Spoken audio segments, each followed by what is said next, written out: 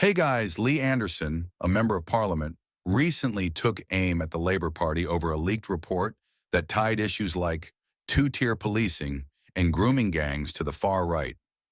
Anderson didn't hold back, criticizing the report for attempting to link these serious matters with extremist views, and he seized the opportunity to attack Labour for what he sees as an attempt to deflect from the real problems at hand. But before we dive in, make sure to like and subscribe. And just watch this. Thank you, Mr. Speaker. If the Security Minister thinks there's not two-tier policing in this country, then quite frankly, Mr. Speaker, he needs to get out more. Because this report actually states that anybody who calls out two-tier policing is a far-right extremist. And grooming rape gangs are an alleged problem. Does the Minister agree? Thank you, Mr. Speaker. The point I was seeking to make earlier on, and I'm happy to reiterate to the honourable member, is about the importance that we on this side attach to supporting the police. We think that the police do an incredibly difficult job, and whilst he might think that I need to get out a bit more, well, perhaps the honourable member might like to consider spending a bit of time with police officers on the beat in his constituency, in his area.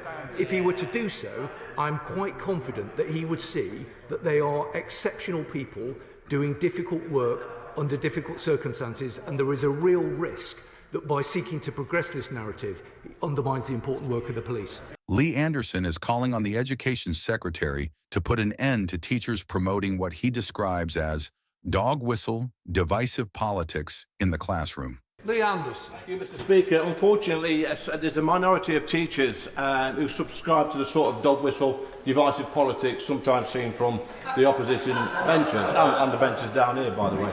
This has led to some children in Ashfield being put off from speaking, expressing their own opinions during sensible debate in school time. So does the Secretary of State agree with me that whilst in the classroom, teachers should remain politically neutral?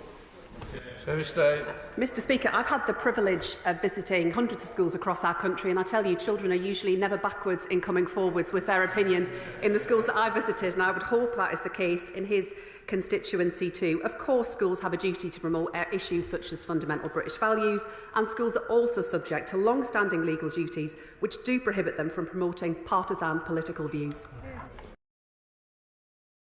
What's your thoughts on this? Let us know in the comments. Anderson's remarks have certainly reignited the debate on how authorities should handle grooming gangs and public safety. Many are calling for more transparency and accountability in the political discussions surrounding these sensitive topics.